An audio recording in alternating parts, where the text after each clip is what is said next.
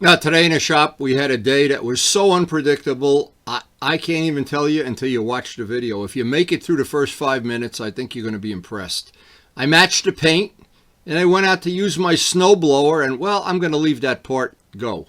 We had a catastrophe in the garage. It's beyond a catastrophe. It kept snowing. It didn't stop for the whole day. So we got buried. But, as I always do, I managed to turn it to my advantage.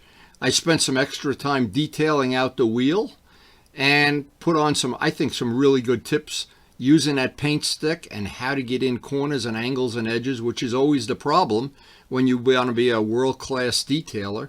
But we did get the wheel detailed, and I had a wonderful call from Julie at Curvy Girls, and I ordered the valve stems, and Julie returned the call, and we chatted for half an hour. She's in Texas, and it's 100 degrees, and she knew I was out with the snowblower. She was feeling sorry for me. She felt so sorry, she said she's going to include a free Curvy Girl t-shirt. So, Julie, I'm going back out to shovel snow, but check out a couple minutes of this video. So today's video starts off at the end of the day of the previous day. I mixed up, I've been adjusting the paint for the GS wheel stripe. I got a final coat on there of what I think is going to be the matching paint. Guess we're going to find out. Find out in about 10 minutes. First I got to go, you know what I got to do. We had this big snowstorm and it's still snowing. That's unbelievable. Unbelievable. And in case, this is really handy, in case I want to join Al Qaeda, I already got the outfit. I already got the costume. So I'm not sure you can see the subtle difference in the color here. Let's see if you can hold it up. But it is a little bit different. Just enough that it's making me think. Because I'm going to be going out to do the snowblower, I want to see if we're close. And if not, obviously, we're not going to do any painting today. And it's good to know we got a lot of stuff done yesterday. Wow. But this would be a nice big thing to know it's in the bank. It actually is looking like we got about 2 feet of snow, I'm guessing. I don't have a way of measuring it right now, but it's still snowing. Now, as I'm looking at this, and this is the new mix, yeah, we are really close now. That's good. Just a little bit too red before. I think we're right on the money right now. And you can see it's been snowing inside the garage all day. My God, what a mess. What a mess. Summer's coming any day now. Look at all the snow that's accumulated in the last 4 hours. That's why I'm doing this. I'm hoping, well, they said it's going to snow through the night till noon tomorrow. Oh, what a debacle this is going to be. Even a pond is a mess back here. Oh, geez. Doing this at night is even worse. But this will free up some time tomorrow to work on my wheels.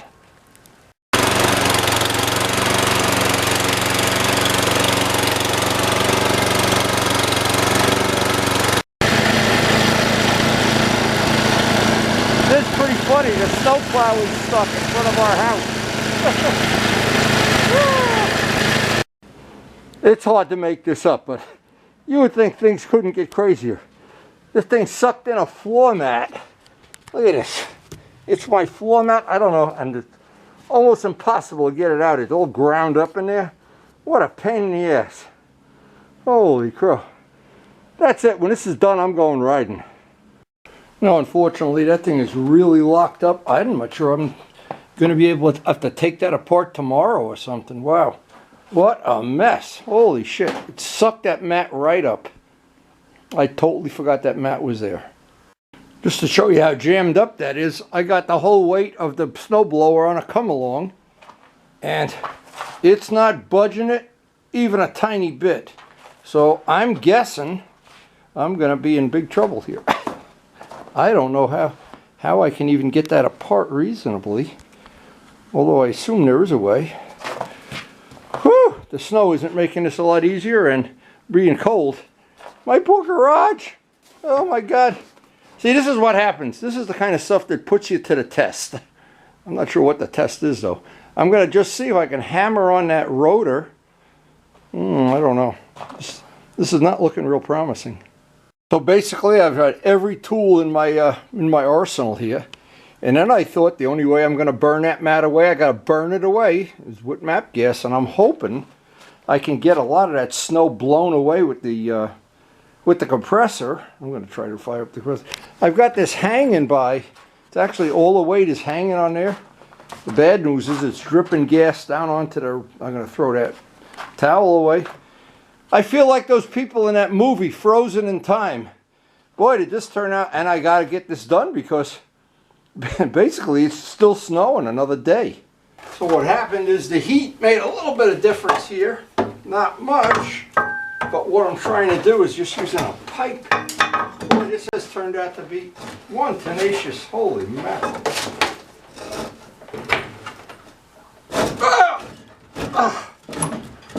And you may think I'm a caveman. And you know what? In times like this, I think of those guys. And if you have never seen the movie Frozen in Time, boy, don't miss that. Oh, here we go. Oh.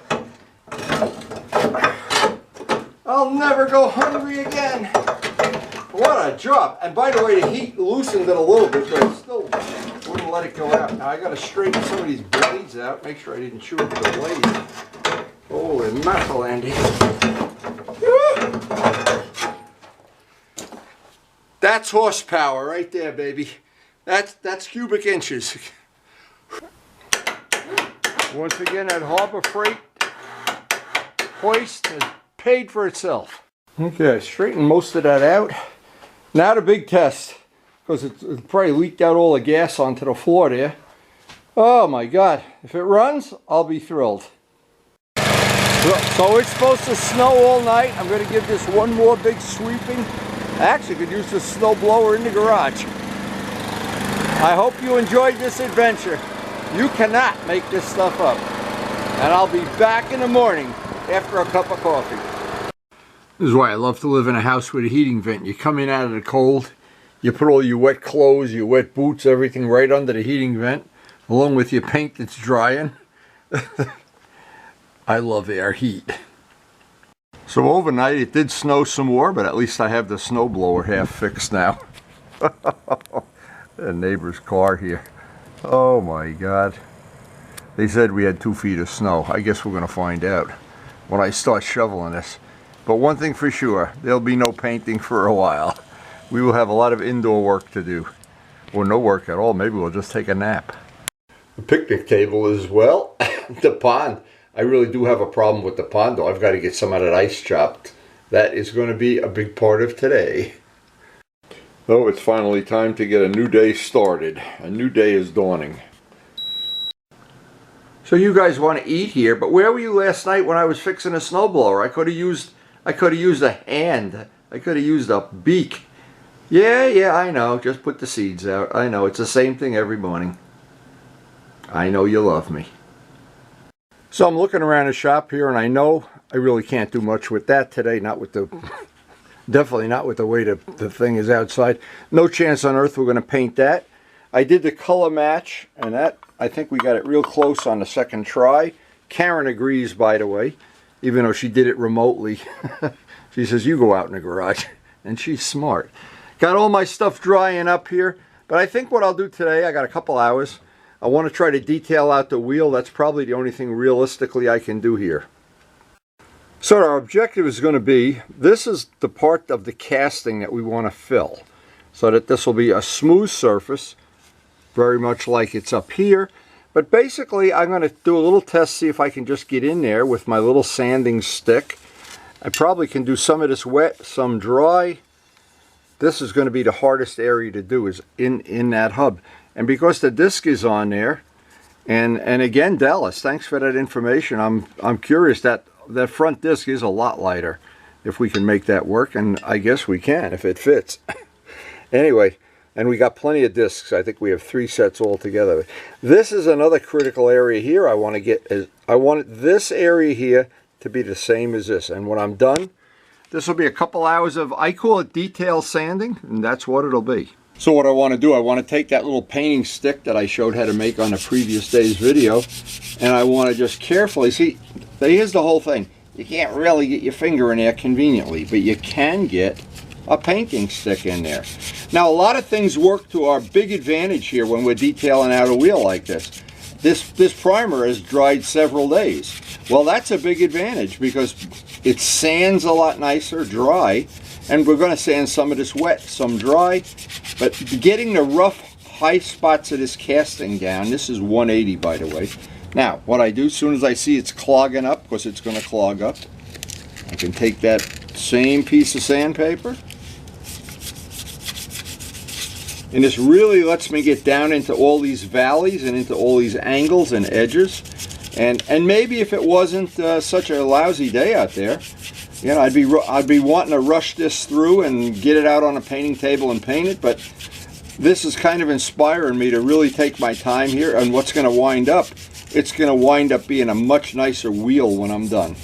And it's a wheel that hopefully I will have on the Evil Twin project, you know, for a long time. And I love having those wheels. When I come back from a ride, you just take a microfiber with a little detailing wax and they're clean. Now the idea of detail sanding that out, I want to show. Now you see a lot of this stuff you can't really see, but you can feel it. You can see the edge of the casting coming through here. This is smooth now. Now up here, if I go up, if you can feel it, you don't have to see it. So what I do, and it's an old John Pathia trick, I have a rubber glove on. This is actually probably from modeling days. With the rubber glove, I can feel any spot that I missed. Well, if I miss a little spot, I can feel there's a little high spot there, a high spot there.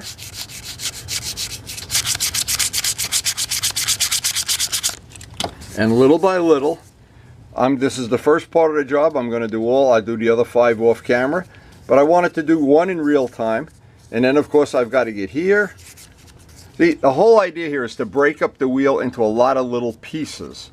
If you just start randomly sanding it, it's too frustrating. But now once I get one piece done, the other piece, and then I'll move on to these. But I'll have a little roadmap of how I want to sand this out. And it looks like the 180 grit dry is going to take the casting parts is going to flatten them right down. Now just to show a couple little tricks. This is the little piece of sandpaper that we have glued on. That little piece of sandpaper helps hold this in place. It's a nice advantage, and it gives me just about the right radius in there. But at some point in time, the front of the sandpaper wears out or clogs up. Just keep the scissor handy. And what I've just done is I have a brand new piece of sandpaper for getting into all these areas. And now, if this primer were only 1 day dry, this would be a lot more difficult because the primer would be much more prone to turn into chewing gum. Because this has been up by a heating vent, this primer is kind of baked on real nice, and it's making this job just a little bit easier. Now see, as I'm going along, I'm trying to radius every edge. Every single edge that I come to, I want to radius. And all these valleys, I want to just get the sandpaper to go down in them. Because in the end, I want this to look as if it's not a casting. That's the look that I'm looking for on a finished product. Now, I know Thomas Luciano, when he sent me pictures of his wheels, and I was really impressed. And I know, because he's a modeler, I know he knows all about detailing stuff out. And Thomas, congratulations. And Scott, congratulations on some really nice restoration work. I'd like to congratulate all the other people that share this passion for old motorcycles that we all, and Dallas, thanks again for sharing all this information.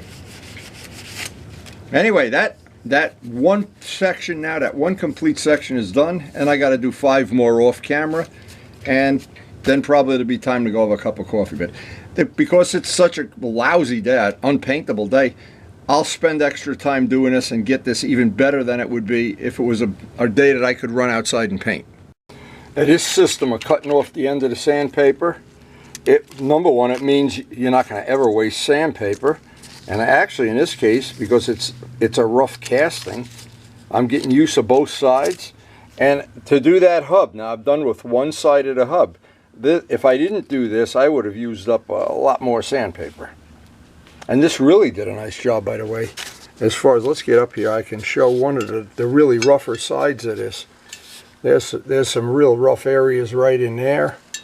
And that primer just sealed them right up. And here's another rough area. And some more up there. But the whole idea is now we have that whole hub roughed in. And I'll go over that when we do the wet sanding. I'll go over it. But I've got all the big mountain tops knocked off in a relatively short amount of time. Now, it does take longer than you see on video, but I've got to run out and do a little shoveling. We have more snow coming right now, and I don't want it to build up. So I'm going to be back here in about an hour. Oh, what a mess, and it is still coming down. We have at least 2 feet of snow. You can see that's the table we normally would be painting Joe's parts on. Oh, it never ends. And right here is where the mat used to be that I sucked up into the poor snowblower. Was that ever an adventure? Holy mackerel. I don't wish that on anybody. I'm ready to get back to sanding. Now the other side of the wheel is basically the same problem. It's a casting, and we've got to get in all these little areas.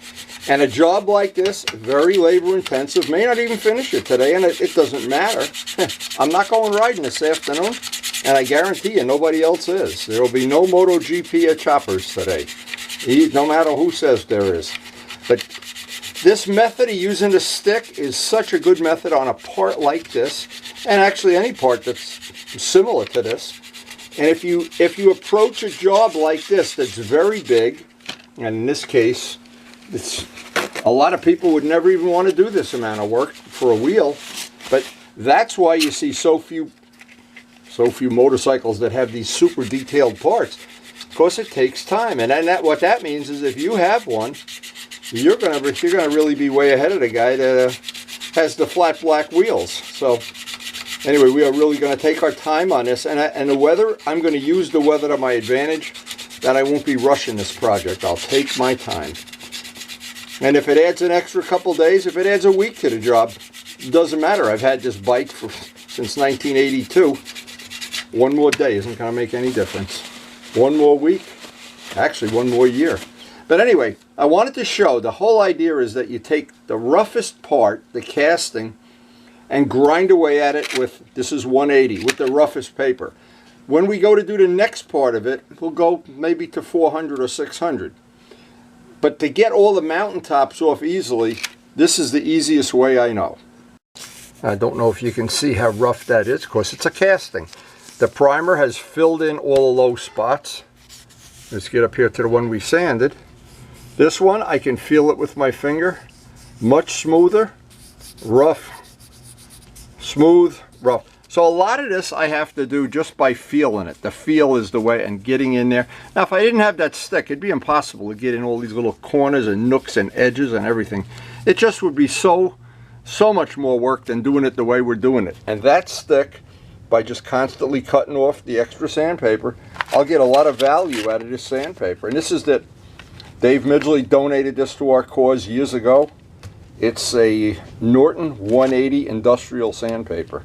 And boy, have we gotten use out of that.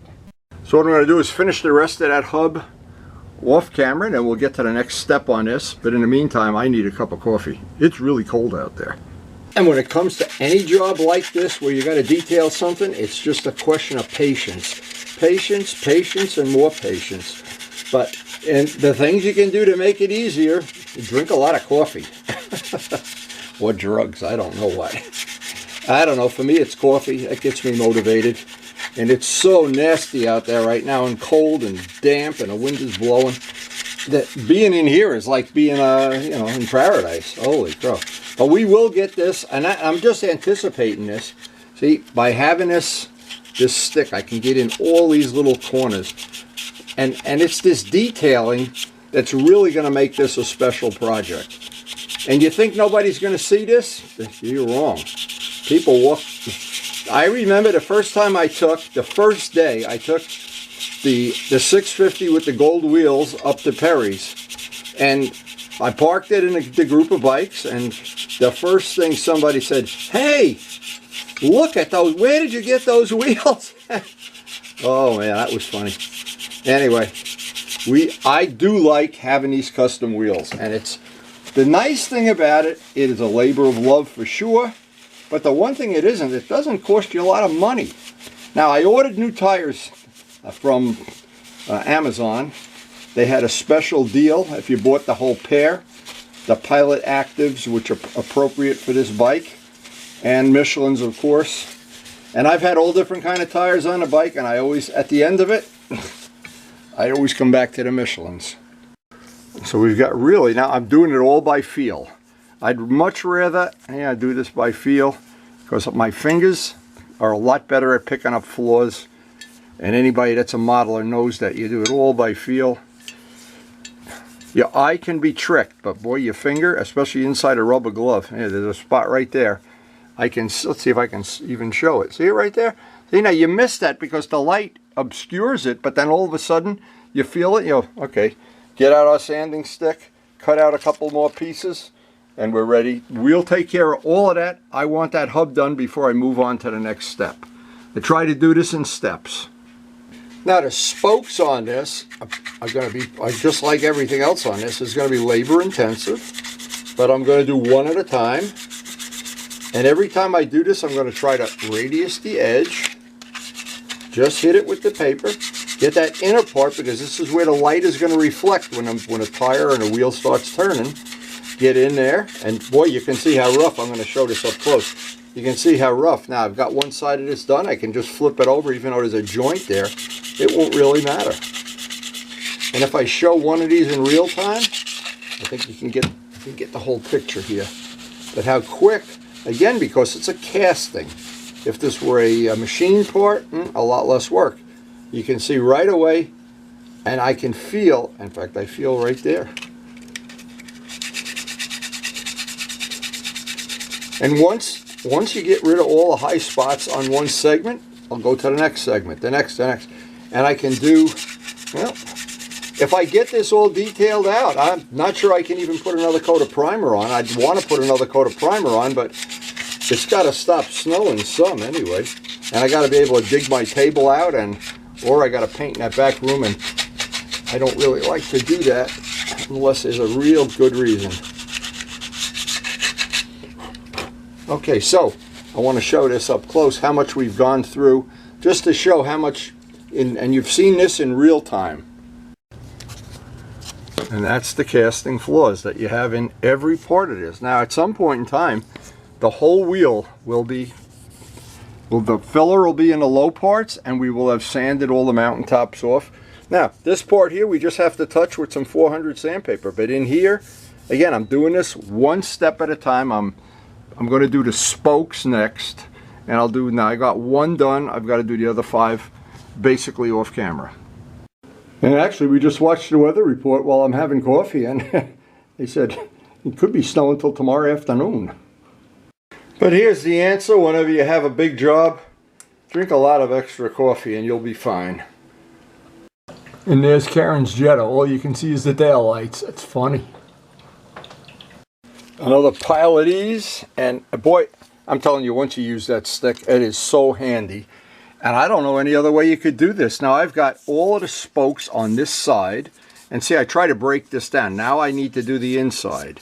Do all these insides, and then I'll flip it and do the opposite side, and do the opposite side of the inside. But it's like a little roadmap of how to get the whole thing done. Now once all the spokes are done, then this is the critical part. This is the part the sun is going to shine on right here. And this was all a casting, and I will spend a lot of extra time getting this really, really detailed out, depending on how much time before the next snowstorm comes. Now all the spokes are done on both sides, and this area here is an area the sun is going to hit. I want this, and I can't really use the stick here.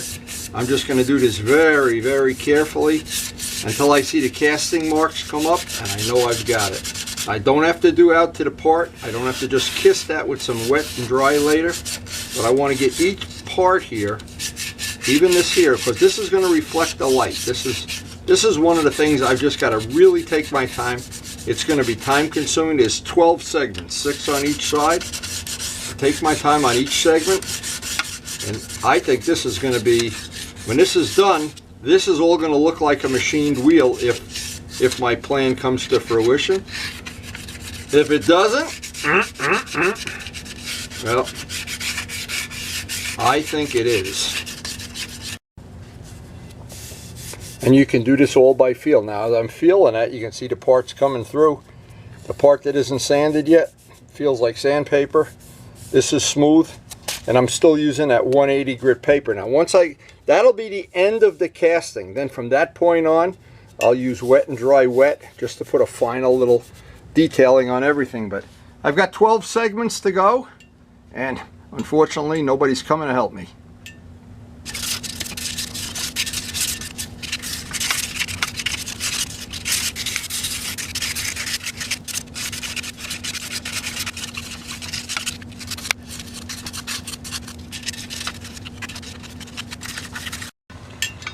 Now that pretty much ends the castings. I just have to do the other side and we'll be ready for the final wet sanding.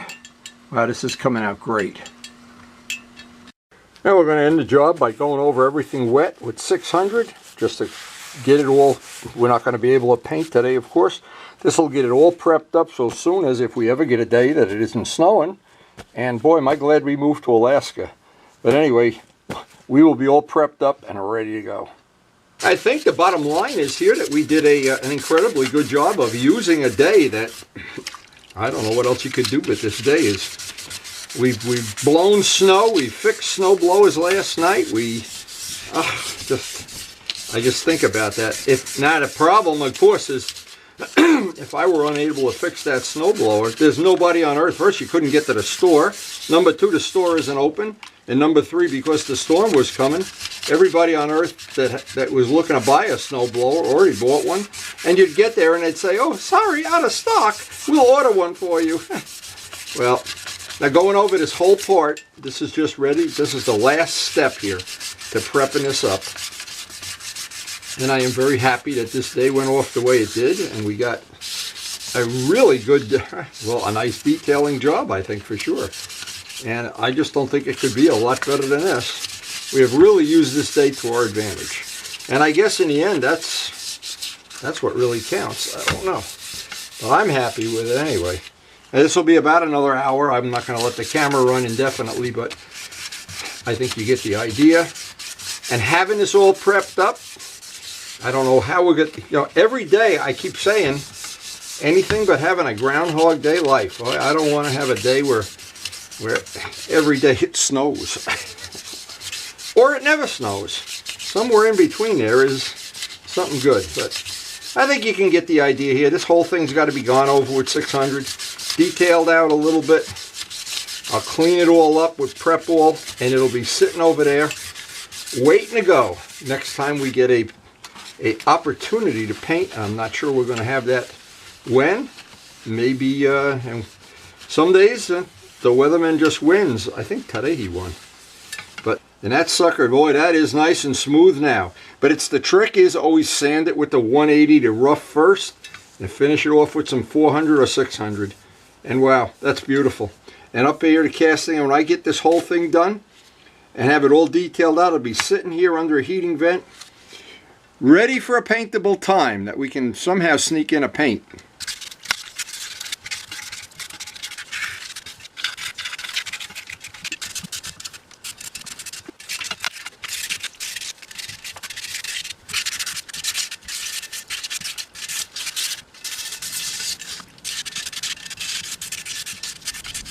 All right, this is the last step, cleaning this up, and we are on a very successful roll here. I'm very happy the way this worked out. I'm looking around and I'm trying to feel as I go for any spot I might have missed, and of course there's always something you can touch up. I can feel it right through the rubber glove if I've got a thing I need to sand a little bit more. And the final step, once it's dry, is just go around the whole part by hand, looking for any spot I've missed, and usually they jump right out at you. So this day worked out pretty good. The wheel, I couldn't be happier with that wheel, and that wheel is going to be perfect. Now, in the course of doing this video and fixing snow blowers and whatever, I got a message back from Curvy Girl that they're going to ship the new valve stems, 83-degree valve stems, for both this bike and the MT-09. Boy, I hate those straight up and down valve stems. Terrible. So every time I have to change a tire. And the MT-09 will be ready for tires somewhere in the middle of the summer for sure. But anyway, I got the tires ordered for this project, front and rear. I've got all the bolts ordered. That's in the bank. I'm I'm really feeling like the project is moving right along, despite the weather and that crazy snowblower. But you know, after 25, and Karen said it's not 25, it's 27 years that thing is. So, oh my God, that's and that thing has been as reliable up to last night. Now, what happened is, I gotta share this story, but it's on this video. Maybe 10 years ago, the newspaper guy threw the newspaper in the driveway, and it got covered with snow, and I sucked up a full newspaper with the rubber band on it, and it did the same thing that mat did, except I was able to hammer it out with a rubber hammer. That mat must be made out of carbon fiber or something. What an adventure. You couldn't make that stuff up for all the money in the world. But anyway, I want to thank the healthcare workers. Thank you for taking care of our family. As I say this, the puppy is out in the snow, flipping snow on the miles, and that puppy has changed his whole life. And I hope, you know, he's going to go on to have a long and fun life with the puppy. Anyway, as I always say at the end of the video, guys, I know the passion that we all have for these older motorcycles. If you have a passion, you understand it. And if you don't, just go to another channel, you know, and that's all there is to it. But the passion for making these older motorcycles better than the factory made them, and maybe if you've gotten this far in the video, maybe you have that passion too. So thanks for watching. Now, we do try to post up something every day, even when it snows like this. And these are some old pictures from years ago. And as I look back, I always have these in my album of cold weather rides. And this is some good memories here. Because what I had done, if I remember right, these pictures are from when I had just painted the wheels black with the green stripe. And of course, I wanted to go out. The lakes were still frozen. It's still cold. There's still snow everywhere, but I wanted to go out for a ride. And of course, that's what crazy people do. They go out riding in cold weather. On the verge of getting pneumonia. And of course, some places there still was snow, some places no snow. And I even went up to Luciano's a couple days when he really had a lot of snow on the ground. And because it's a lot colder up by him, it didn't dawn on me, yeah, because the Rutherford had a very little snow. He was snowed in there. So was, of course, Greenwood Lake and as you go north. But anyway, this is years ago. I will not be doing this anymore. I'm just getting where I'm not happy riding in the cold like I used to be. And I used to be a little bit tougher. Well, maybe a little bit tougher anyway. But these are good memories of restoring this bike. And it's very similar to what I'm doing right now. It's a labor of love. You spend the whole winter doing things, polishing things, grinding things, sanding things, laying out tape. But boy, knowing right now, even today, as we speak today, I know we're on a countdown. I'm like a man getting ready to get out of prison, and I've got the X's on the wall. We've got to get through the next couple of months, and then there'll be a month where, oh my God, we're going to have a couple of nice riding days. Oh, and then the next month there'll be like half of the days will be nice. And little by little by little, you have to have the confidence. And here the lakes are still frozen. Look at the salt. Look at the salt on the tires. And and it used to be when we used to go up and ride in Harriman Park, those lakes were frozen, boy. They were ice fishing on those lakes. And yet it was still so much fun.